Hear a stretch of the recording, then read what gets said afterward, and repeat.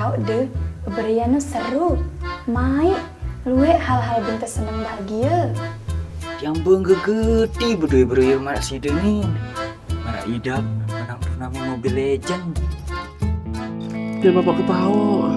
Mulai ada sidan, ada cara perhatian latihan, ada ngerti perasaan, tam. Bulan puasa sanane sangat sepi, idapna tanpa sida. Nane anak tua ada darah. Berdua tentang batur arah Pak Budi, kirang subuh anak marah meni. Tahu-tahu.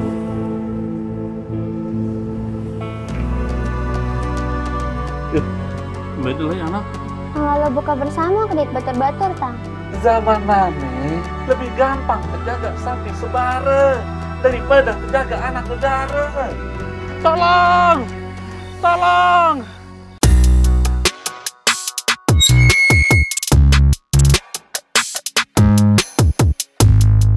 Baik, assalamualaikum warahmatullahi wabarakatuh. Berjumpa kembali tentunya bersama saya Abu Nuril di Abu Nuril Podcast, obrolan rakyat jelata. Baik, di kesempatan kali ini kita akan berbincang hangat sedikit seputaran film, karena sekarang lagi tren-trennya film lokal ya. Dan ternyata di Gumi Sasak atau di Lombok ini banyak sekali talenta-talenta yang belum keluar, belum muncul. Dan banyak sekali talenta yang tersembunyi sekali lagi begitu. Baik, langsung saja saya perkenalkan dua narasumber saya di sini. Mereka adalah tokoh perfilman juga dan sering ikut festival. Siapa lagi? Ini dua orang, Bang Jo dan Bang Erik. Silakan. Apa kabar, Bro? Sehat? Halo. Ya, alhamdulillah sehat. Oke, boleh langsung aja. Tadi sudah sebut sedikit tapi saya belum tahu nama lengkapnya ini, Bang Jo. Dengan Bang Jo, siapa nama lengkapnya, Bang? Ya, nama saya Jo Auzai. Ya. Saya dari Pancor, Lombok Timur. Pancor, Lombok Timur ya. Dan Saya aslinya Hasanul Basri. Hasan, Masya Allah. Tapi biasa dipanggil Erik. Panggil Bang. Oke, rekan-rekan, sebelum saya lanjut berbincang dengan kedua narasumber saya yang luar biasa ini, saya sedikit mau buka sedikit ya. Saya mau buka sedikit topik kita bahwa beliau ini adalah dua tokoh yang penting dalam sebuah film-film lokal, dan yang terakhir rilis itu judulnya Hati dalam Hati-Hati ya. Hati-hati ya. Hati dalam Hati-hati, apa maksudnya itu sebenarnya, Bang? Kau jelaskan Ya, saya tidak terlalu ngerti itu. Sutradaranya. Ya. Oke, Bang Jo, boleh Ya, dijelaskan sedikit. hati dalam hati-hati ini dia punya arti Ya. dua sudut pandang. Dari sudut pandang seorang bapak bahwa ada hati yang dijaga dengan hati-hati gitu loh. Jadi dia ya secara pelan gitulah. Nah, terus kalau dia dari sudut pandang si anak, itu dia maknanya bahwa ketika nanti seorang anak mencapai titik remaja itu, maka dia akan mau dipertemukan dengan proses kita bilang puberti lah ya. Ya, puber gitu. Jadi maka dia akan merasakan sebuah perasaan cinta kayak gitu ya, mungkin ya. Ya, perubahan sikap lah kali ya, perubahan gitu. mental. Jadi ketika dia menemukan rasa puber, rasa cinta terhadap lawan jenis, maka diharapkan untuk selalu berhati-hati menjalani percintaan itu gitu. Jadi karena menurut saya yang namanya anak melewati masa puber itu biasanya agak riskan. Jadi ketika dia berhasil menempuh masa remaja itu, insya Allah mereka akan sukses. Gitu. Baik, Bang, itu gini, sebelum kita bahas lebih jauh tentang film itu, ide awalnya sebenarnya, atau maksud saya cerita awalnya ini dari mana, dari kapan, dari mana Bang Jo dapatkan itu dulu, atau memang dari fenomena sosial atau dari pengalaman keseharian? Ya, jadi karena saya kan beberapa masuk di sekolah-sekolah gitu kan. Nah, jadi saya memperhatikan bagaimana anak Gen Z sekarang Gen Z ya, Gen Z ya. Jadi bagaimana anak Gen Z melewati masa remajanya sehingga tercetuslah ide untuk supaya film ini bisa mengingatkan bagaimana dia sosok seorang ayah yang menjaga dirinya, bagaimana keresahan seorang ayah menjaga dirinya. Jadi film ini bisa membuka sudut pandangnya begitu. Nah, jadi saya beberapa kali mengajar itu anak-anak ini sambil video call gitu kan, sambil chatting sama pacarnya gitu, sedikit-sedikit ngelapor gitu. Kalau kita dulu kan mana gitu, kalau ndak keluar main ndak ketemu gitu kan. Nah, kalau anak-anak sekarang udah intens sekali dia. Nah, dari sanalah tercetus untuk film ini. Jadi gitu. film ini dibuat benar-benar berdasarkan fenomena sosial yang ada. Iya, oke. Kemudian siapa saja yang berperan di sini, maksud saya?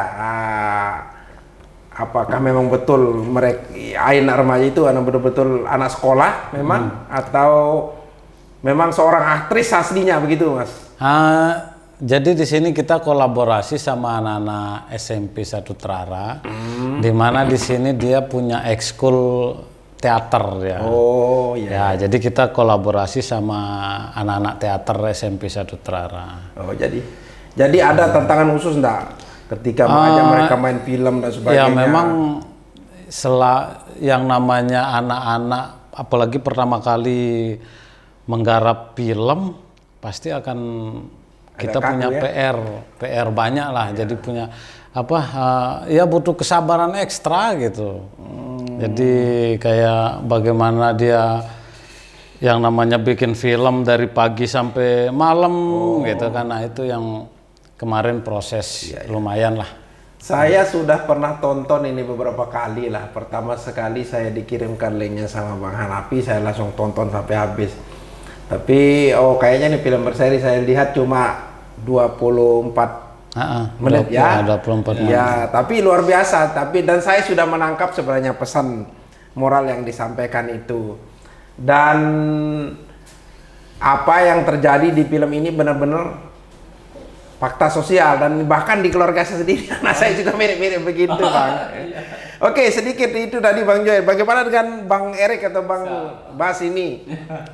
Sudah pernah main film sebelumnya kah? Atau awal sekali ini untuk main filmnya? Baru perdana sekali gitu maksudnya? Alhamdulillah untuk bikin film ya film pendek-pendek lah, termasuk sering lah gitu. Termasuk sama Bang Jus, sama teman-teman. Lebih kepada sebelumnya itu kita ke bikin konten-konten lah. Oh iya. Bikin berawal dari konten ya. Berawal dari konten. Walaupun sebelumnya ya basic pernah ikut-ikut teater sih. Oh iya. Tapi kalau saya lihat dari filmnya totalitas sekali aktingnya, luar biasa, kayak sudah jadi aktor senior begitu. Terima kasih. Jadi mungkin Bang Jo ini tidak terlalu susah untuk mengarahkan ya filmnya. Itu Bang Jo. Kemudian sejak udah berapa lama film ini dibuat? Baru setelah dirilis, sebelum dirilis? Kemarin kita proses syutingnya itu 4 hari lah kalau nggak salah, karena terkendala sama bulan puasa. Jadi sebenarnya agendanya itu produksinya 2 hari. Ya, cuman karena terkendala bulan puasa akhirnya setengah hari kita garap di bulan puasa itu, sehingga jatuhnya 4 hari. 4 hari? 25 4 hari. Itu waktu yang singkat sekali untuk kelas film, karena kalau saya lihat, saya baca-baca artikel itu film-film Hollywood dan sebagainya ada yang bertahun-tahun dibuat. Iya. Ya kalau ditotalkan ini ya 1 bulan. 1 bulan. Mulai dari brainstorming, penulisan naskah sampai editing ya kurang lebih 1 bulan lah. Karena memang proses karena ini film pendek dan lokasinya juga cuma 1 tempat saja. Rumah, kamar, depan itu.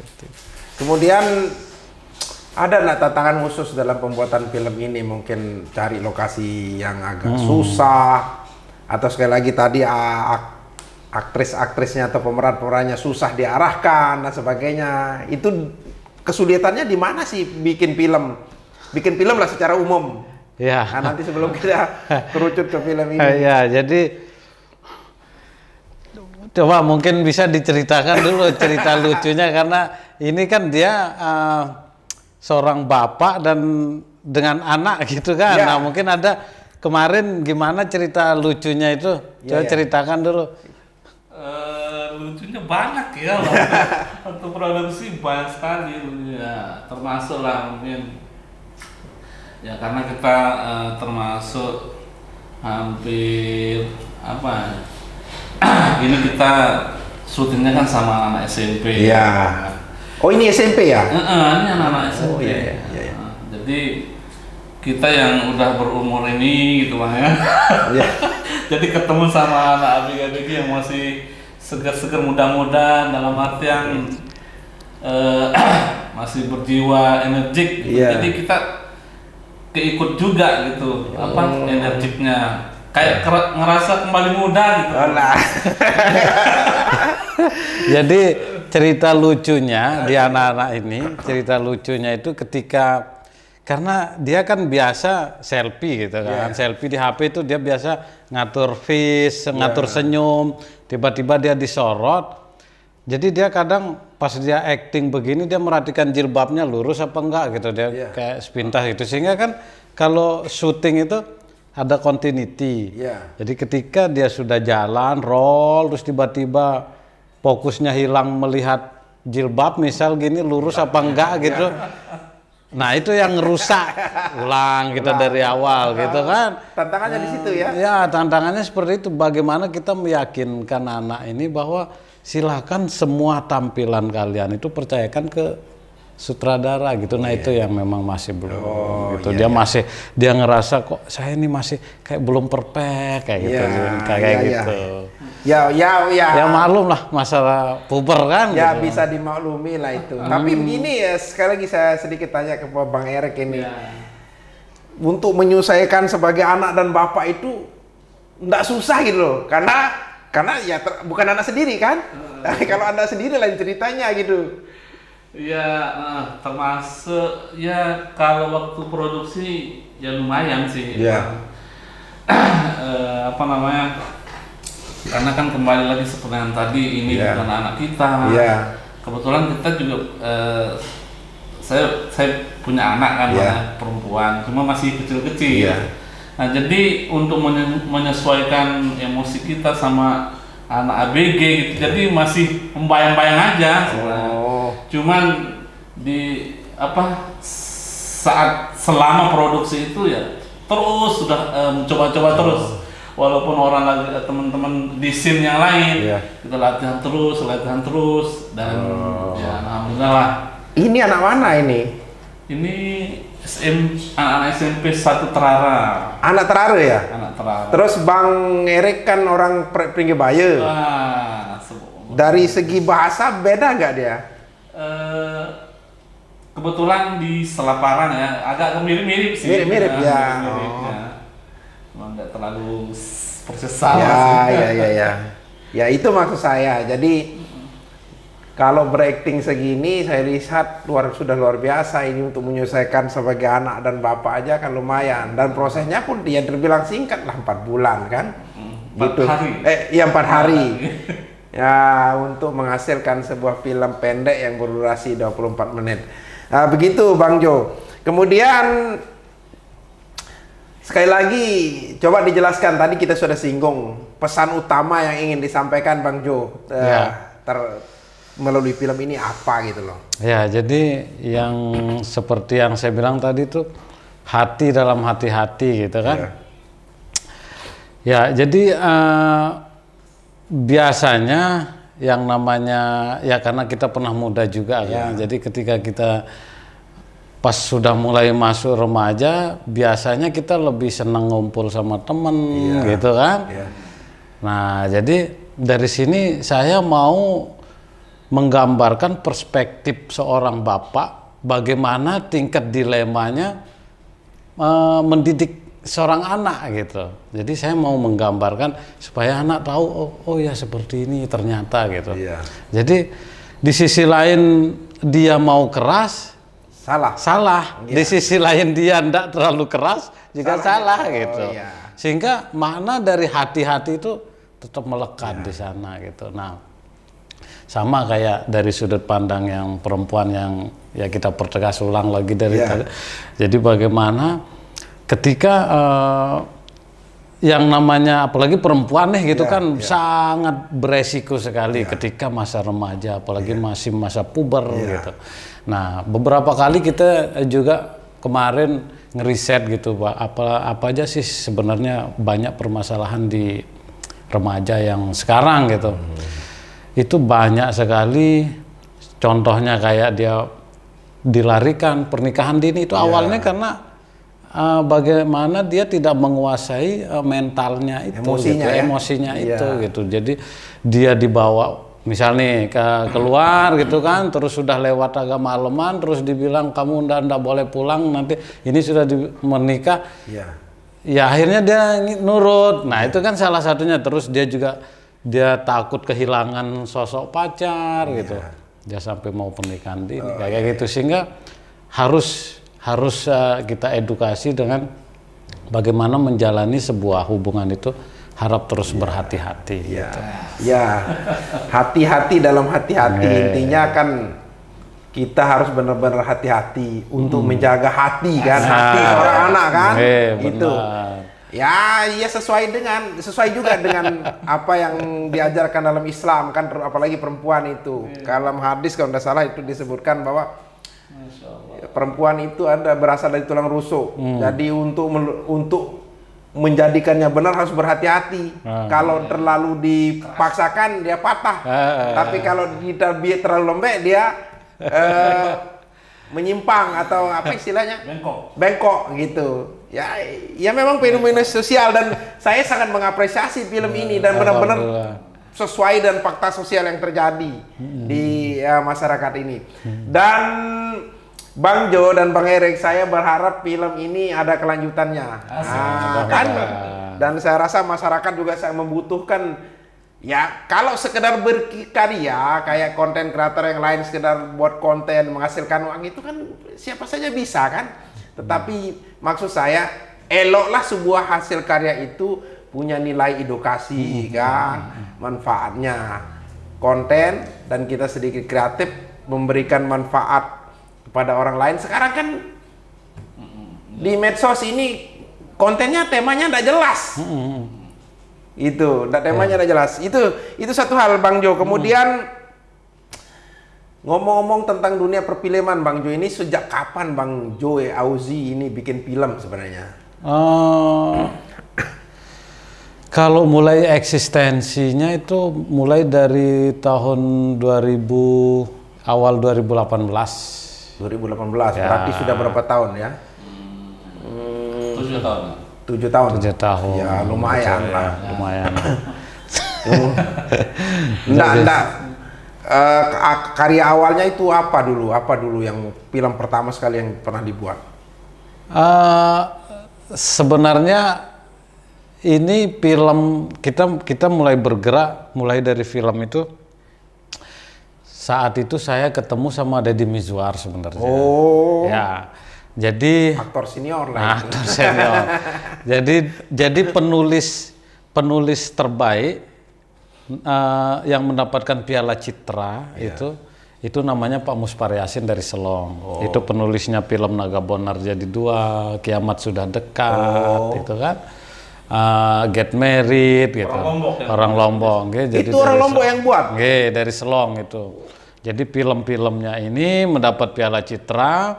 Nah, waktu itu Pak Deddy Mizwar ini mau bikin film Naga Bonar Jadi Tiga gitu kan. Nah, terus datang ke Lombok. Akhirnya Pak Muspari Yasin ngasih kita waktu untuk bertemu sama Pak Deddy Mizwar gitu kan. Nah, jadi di sana Pak Deddy Mizwar bilang, di Jakarta itu dia bilang kita mau cari orang sehebat apapun itu ada, dia bilang. Jadi kita mau cari yang pintar ini ada, yang punya alat secanggih apapun di sana ada, dia bilang.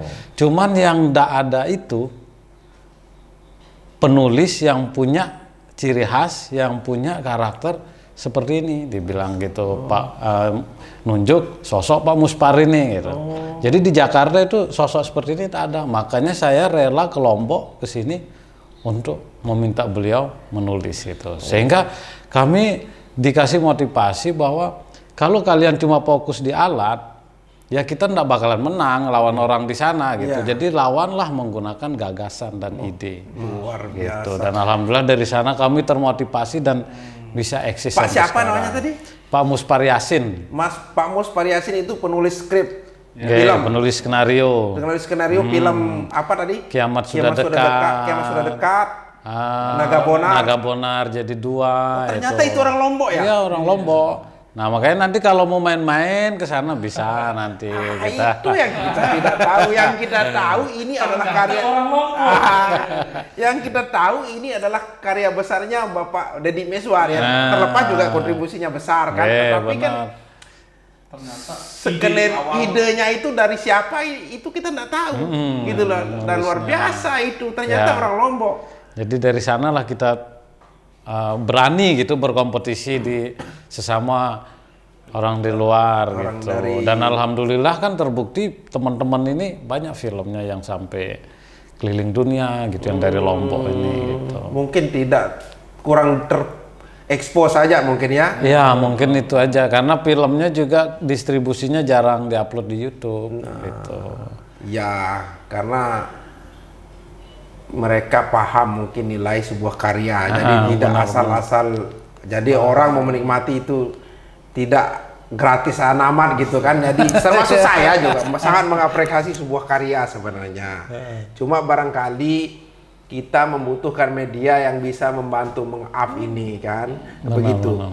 Jadi itu ceritanya. Tapi Mas Bang Jo ini memang backgroundnya pendidikannya dan sebagainya di dunia sinema atau perfilman.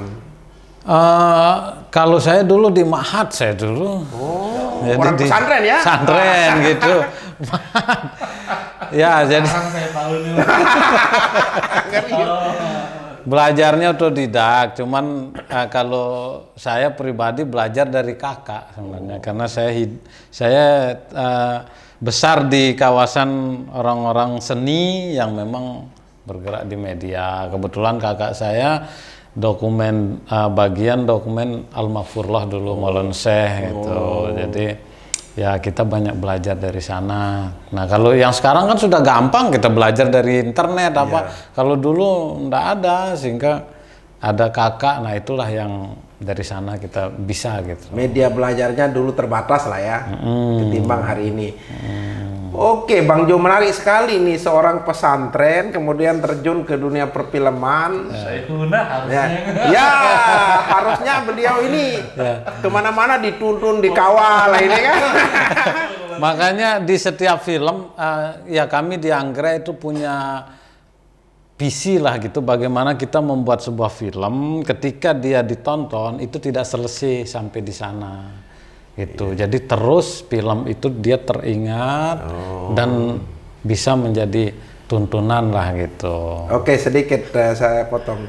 Pemirsa, Bang Jo Auzi ini adalah seorang tokoh perfilman lokal, sekali lagi yang terakhir yang baru-baru tidak lama juga menggarap sebuah karya lokal, filmnya berjudul Melisa dan siapa namanya? Melisa Lombok, I'm in Love.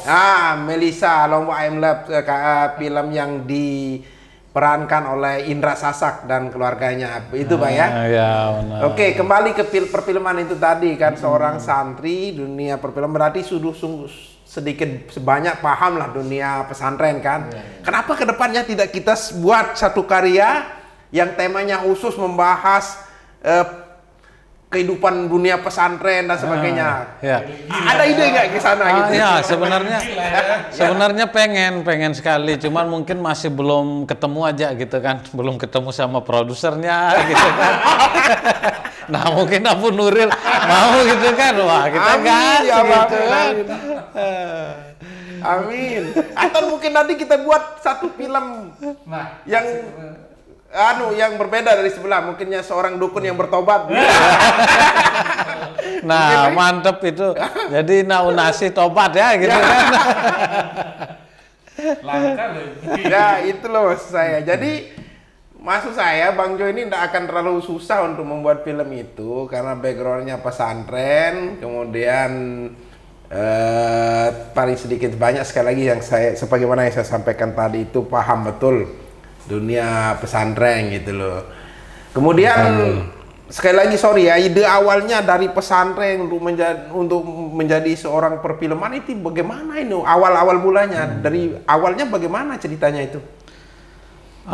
Karena memang kalau diajak megang kamera itu dulu dari kelas 4 SD udah diajak pas pengajian Maulana Syekh gitu kan, ikut gitu. Nah, disuruh pegang handycam gitu. Nah, karena besar di ya secara tidak langsung mungkin senang gitu di sana. Nah, kalau untuk film itu ya itu tergerak hati karena ketemu sama Pak Deddy Mizwar itu. Awalnya memang banyak sih yang ngajak-ngajak bikin film, tapi ya pola pikir kita, waduh film mau diapain toh kita film yang bagus saja kita males nonton gitu kan, apalagi kita yang bikin gitu. Tapi ternyata film itu banyak jenisnya, ada film pendek, ada film panjang gitu kan. Nah, jadi film pendek ini ternyata distribusinya ada khusus, dia kayak festival, kayak dilombakan kayak gitu. Oke, siap.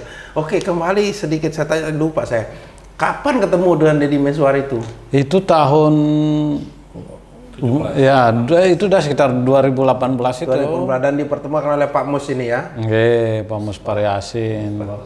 Pak Mus Pariasin ini orang Selong juga? Orang Selong. Dan beliau sekarang di mana berdomisili? Di Selong, ya. Oh, kapan-kapan bisa kita kunjungi ya? Boleh. Oke Bang Hanafi, kita kunjungi nanti kan. Sama-sama saya nggak pernah kesana. Nah, itu menarik dia. Oke, kembali ke film ini tadi. Setelah film ini ada nggak planning untuk insya Allah film berikutnya? Dalam dekat ini kita juga akan garap 2 film. Ada yang film yang satu film komedi bergenre tetap keluarga, yang satunya ada horor tapi yang jadi sutradaranya ada teman gitu. Karena memang saya pribadi bukan penikmat horor, jadi tidak bisa bikin film horor gitu. Jadi kita cuma memfasilitasi bagaimana ya kita sebagai wadah gitu kan, apa aja kebutuhan teman-teman, kalau mau bikin film ya silakan gitu, ya kita bebaskan gitu. Oke. Kemarin kan saya sudah tadi ngobrol dengan Bang Jo. Saya sudah beberapa kali ngobrol sama Bang Rizal CPR kan. Sering menawarkan saya, "Yuk Bang, bikin film sih diproduserin." Nah, kira-kira biayanya berapa? Saya bilang gitu. Kemudian apa temanya gitu. Apa temanya? Nanti kita bahas, kita ketemu lah katanya ya. Ya saya berminat juga sih, tetapi saya tidak tahu mampu atau tidak membiayainya kan. Itu mungkin Bang Jo mungkin bisa kasih kita ide kalau mau bikin film itu harus eloknya bagaimana supaya terjangkau tetapi menghasilkan sebuah karya yang bagus itu. Mungkin ada trik-triknya gitu loh. Sebenarnya sama aja sih sebenarnya ya, trik sama teman-teman gitu. Cuman kalau saya polanya itu kita produksinya ya deket-deket aja dan nyari cerita yang ndak aneh-aneh gitu. Mana yang deket, terus kita produksi di rumah yang tidak butuhkan properti juga yang banyak gitu. Jadi ya udah itu digas gitu. Nah, untuk artistik juga kita juga ini artistiknya malah ndak ada yang dibikin, jadi lebih ke artistik geser gitu. Jadi yang ini digeser ke sini, yang ini digeser ke sana gitu modelnya. Sehingga biaya produksi itu ndak besar. Terus alat sekarang kan udah canggih-canggih sekarang, HP saja udah canggih sekarang. Gitu. Tinggal main nanti di editing sedikit. Yang penting sebenarnya di cerita sebenarnya. Di cerita, itu bagaimana kita matengin di cerita itu, ini mau dibawa kemana filmnya gitu sih. Mantap. Saya pernah ngomong-ngobrol santai ngomong sama Bang Hanapi juga, bahwa kira-kira kalau kita bikin film dan kita ajak rekan-rekan yang dari Lombok Timur ini, kan banyak insan perfilman, saya bilang kira-kira apa yang kita perlu angkat gitu. Saya sangat setuju dengan Bang Jo tadi itu. Saya ingin buat sebuah karya tetapi yang memiliki nilai lah kan, tidak semata hiburan gitu, tapi tadi ada nilai edukasinya dan sebagainya itu, atau kita ngangkat fenomena sosial gitu. Ada kayak film kemarin itu yang viral itu, trending itu kan, dia bilang juga, kenapa sih ini tidak tobat-tobat? Tidak mungkin sutradaranya atau produsernya punya kelanjutan film itu, kita tidak tahu kan. Tapi kan itu tidak tahu kali lagi ada kelanjutannya atau tidak. Tapi kan sebagai masyarakat awam penikmat sebuah karya kan ya wajar-wajar saja dia berkomentar seperti itu gitu. Oke ya, buat film sejak 2018. Kemudian sudah berapa film yang Bang Jo sudah bikin ini? Aduh, berapa deh ya? Ya lumayan lah, cuman totalnya berapa belum kita hitung gitu ya. Alhamdulillah lumayan lah. Ya, Belasan puluhan. Ya sekitar itu lah. Ya, belum lah ratusan. Anggrek Media Production House ya. Production House. Oke, Bang Erik di film ini sedikit saya sebelum kita close ini, di film ini Bang Erik ini memang duda ya aslinya. Gimana? Memang duda aslinya. Muda. Duda. Oh. Duda. Alhamdulillah belum. Belum yang kedua gitu. Alhamdulillah bukan muda. Belum masih menikah, nah mudah-mudahan tetap langgeng. Oh gitu. Nah saya tanya aja kan, karena kan di film itu kan duda gitu, ditinggal mati gitu sama istri gitu. Saya kira benar duda, beneran gitu. Alhamdulillah masih langgeng. Ya siap.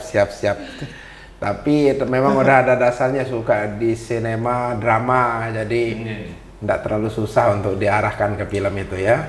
Nanti kalau diajak Bang Jo untuk berikutnya siap ya?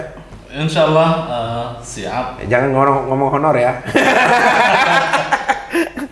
Alhamdulillah kalau masalah honor mungkin urusan belakangan ya. Oh, iya. Dan yang kemarin aja gimana Bang? Iya. Dan ini juga termasuk tidak kita berhonor ya. Iya. Seadanya lah gitu. Ya. Berkarya, artinya tidak sampai puluhan juta belum. Ya. Yang penting sebenarnya sebuah kerja itu kita nikmati Bang ya. Sama kayak saya tidak pernah memikirkan hasil apapun yang saya buat. Tapi poin yang pertama, saya harus menikmati dan hobi melakukannya, itu aja sih. Sama kayak gini aja. Kalau saya kan nggak ngerti yang gini-gini nih. Oke Bang, sebelum kita tutup Bang, ada pesan-pesan khusus mungkin untuk kedepannya untuk dunia perfilman khusus yang ada di Lombok khususnya ini, apa yang perlu kita perbaiki untuk dunia perfilman ini, dan apa maksud saya, trik apa saja yang perlu kita buat untuk kita terus bisa berkarya dalam dunia film itu? Boleh? Ya.